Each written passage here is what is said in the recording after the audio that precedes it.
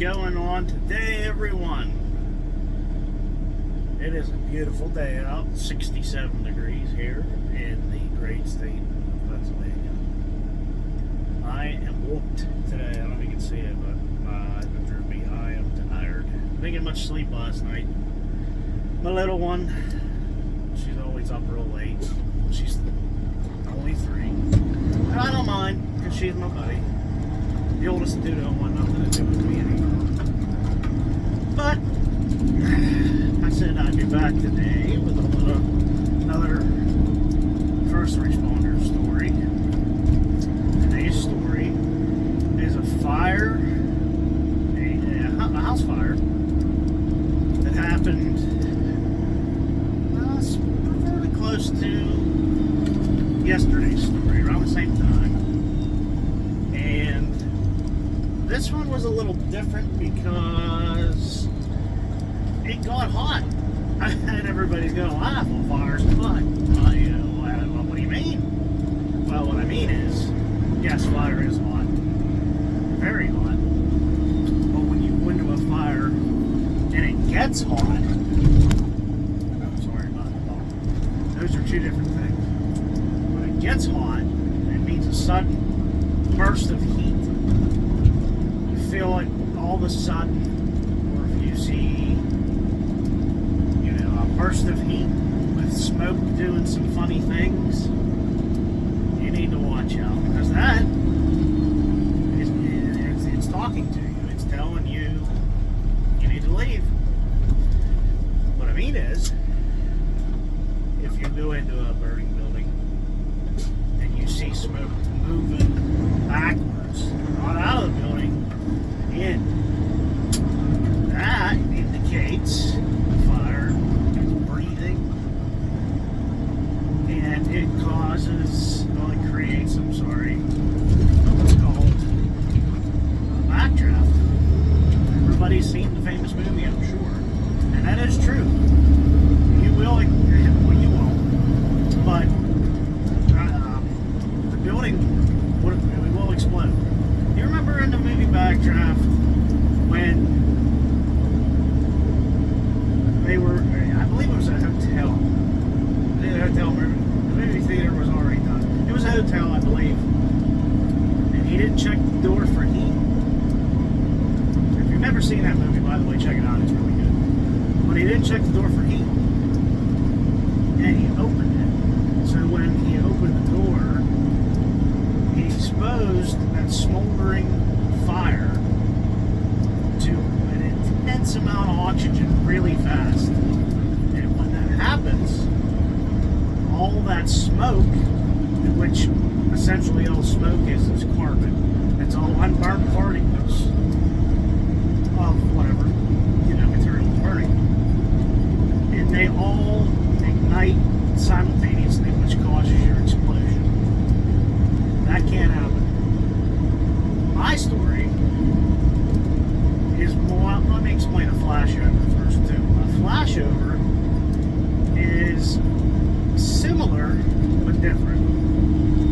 The flashover occurs when you're inside the building and the whole room ignites at one time. Bam! Woof! Flashes over you. Those are, you almost never survive. And that's morbid to say, but you don't. Thank God I've never experienced it. Line of duty deaths in firefighting because of flashovers they happen. It's not a real common occurrence, but they do happen. But my experience is a rollover, which is when the fire is climbing a wall, let's say. This is, it can happen several different ways, but this is just an example. You're fighting a fire, and it's the wall beside you, let's say, starts climbing up the roof, across the roof. It'll roll. All that smoke rolls. And rollovers are very, very, very common. And you are taught in fire school how to remedy that situation when it does happen. And certain instructors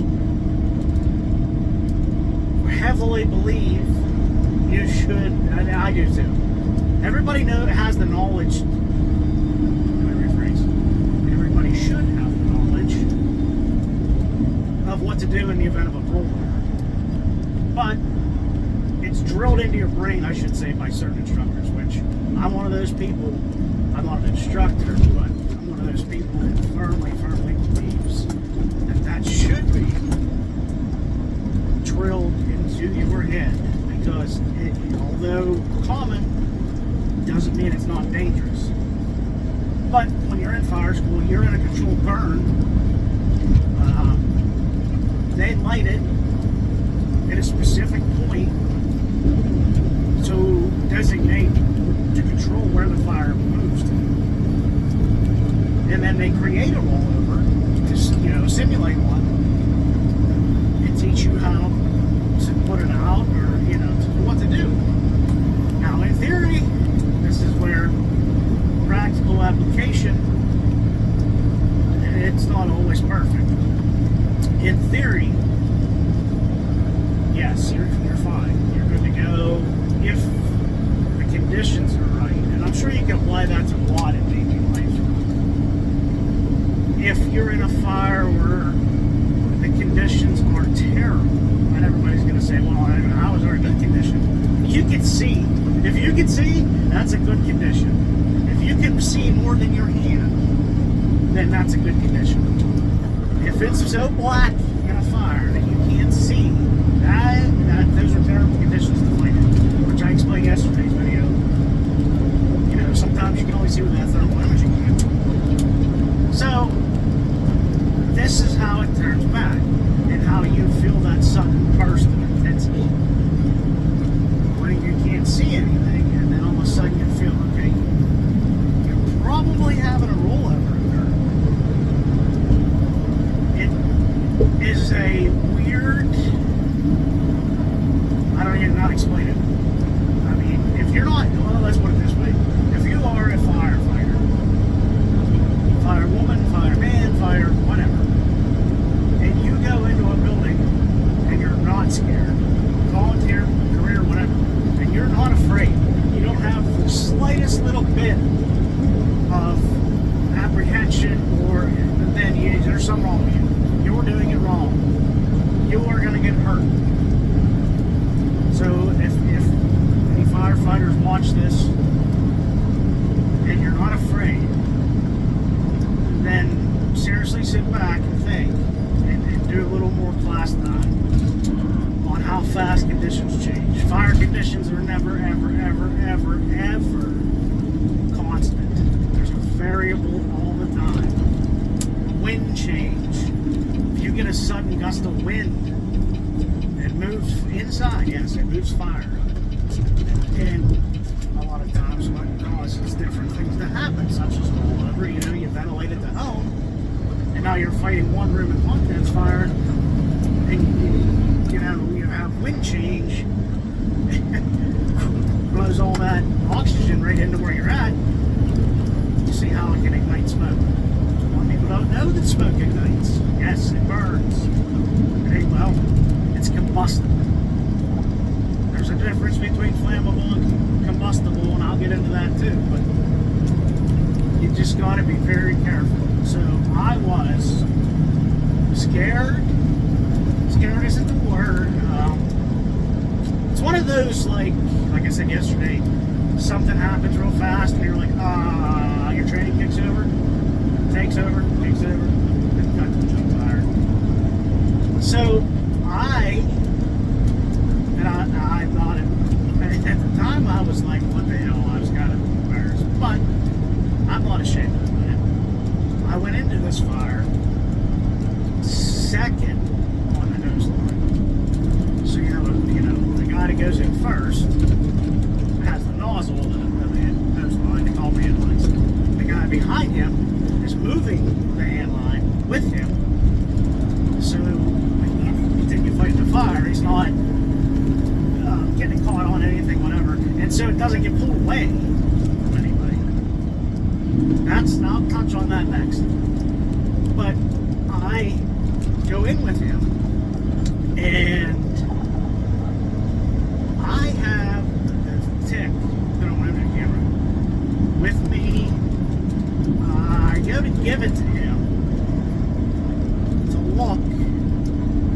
Because as the second guy, you find the hot spot, the fire, and you're beside each other. So, hey, it's right here, and you hit it, you fog it. There's different streams too, fog, straight stream. You can seriously steam burn yourself too if you have too much fog on the wrong type of fire. But well, just keep that in mind. So I go into this, and all of a sudden I say, okay, here's your fire, and there's probably I don't know. It felt really quick to me, but I guess from the guys outside, it was probably 3 or 4 minutes we were in there. I didn't feel anything. I didn't hear the water. I didn't. All I could see was smoke. I couldn't even. I had my hand on him, but I couldn't see him. And the next thing that I know, my ears are burning. And they always tell you, watch backdraft. Your ears hurt. Your ears are on fire. Time to go, because your ears, everything is. You have a Nomex foot, and that's a sensitive part of your body. Normally they don't burn. So I grabbed him at this point, and I said, let's go. I said, it's hot, my ears are burning. And he's like, I know, but I don't know why. I said, it's rolling over. Well, it didn't. And like I said, don't ever think just because they're common, they're not dangerous. They are. It didn't roll over. He had the fog on the nozzle. Too much of a fog pattern. He didn't realize it, which goes back to, when you go in, you're not planning, you're not prepared. You go in and you discover as you go. But he steam burned us. And you look like a lobster. Now you steam crabs or whatever. That's what happens to a human, and that's what he did to us. That's why our ears burnt and our necks burnt so bad. So that was one of those, oh crap. And thinking the worst, and realistically it was a nozzle that was turned half an inch too far to the left or to the right. Usually to the right. But one instance of how fast things change. And you think it's a fire, it's not. You think it's not the fire, and it is. So you gotta go, it's like anything else in life, but go off of your training, starters, your training. Make sure you get the adequate training, proper training. Don't think that you're Johnny Tough Guy, super firefighter, and you're just gonna go in there and do whatever, because you're not. And when you do, is when you get to bed. The fire will bite you. So, be very careful. That's pretty much today's story in a nutshell for my house story. Because I'm going to start off with the little less exciting stories. That one wasn't too exciting, other than the fact that I guess if you picture and try and put yourself in my position, and then as a background, you feel that sudden burst of heat and your ears hurt, your ears are burning. It's like, oh, you gotta go. But the next one, I'll give you another one more. This one involves, I believe they said that there was supposed entrapment. There wasn't, but there was, supposed entrapment. Somewhere when you went in the house, well, I'll save it for tomorrow. But this one involves a high tension power line at my foot. Stay tuned for that one. So I guess the moral of the story is, just be careful, especially any first responders out there. And I get it, when you first start, it's exciting, and it is. It's exhilarating. You get a hell of an adrenaline rush. Some people, I don't know how you'd ever go into a fire. I could never do that. Well, you recognize that. Some guys don't. Women guys, they don't understand that that's just not for them. Some people are too gung-ho, and they have no regard for, a risk. So stay tuned. I'll give you another one tomorrow, and it's definitely a lot of fun. seeing people's houses burn isn't fun, so don't misconstrue what I'm trying to say. What is fun is the ability to save houses. Knowing that you, as somebody that, you know, in a regular everyday life, really doesn't offer much or doesn't mean much, can go in, you know, into a burning building in this, I don't even know how much they cost now.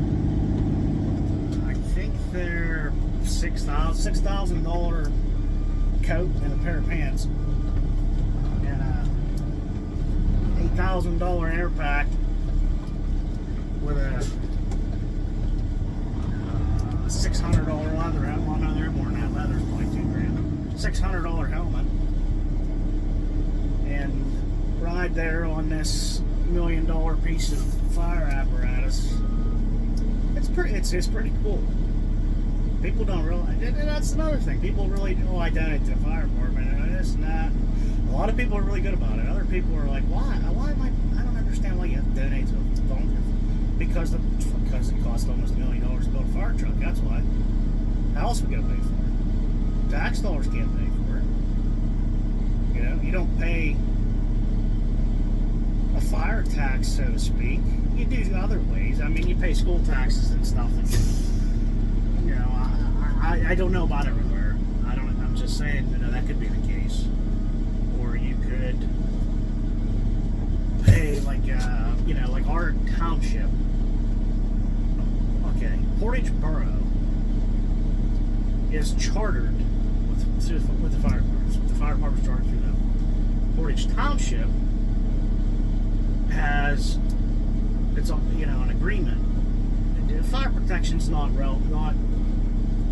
it's not area relevant as far as, oh, we're not going to come there because you're the township and you're not chartered. That's like, there's a lot of Good Samaritan law, for example. You know, first responder. It's so you can't get sued, but the first responder sees somebody having a heart attack. You know, you're an EMT or a medic. You kind of have to help them. Like, it's kind of your ethics. But I'll get into a little bit more of that tomorrow. The point of today's story is to kind of give you a little background on what those different fire conditions were. Tomorrow, I'll tell you how this high tension line worked out and how we made entry and how I made entry the wrong way. But it was wrong to try and get somebody out. Stay tuned. As always, you guys be kind, be safe, love each other, don't fight.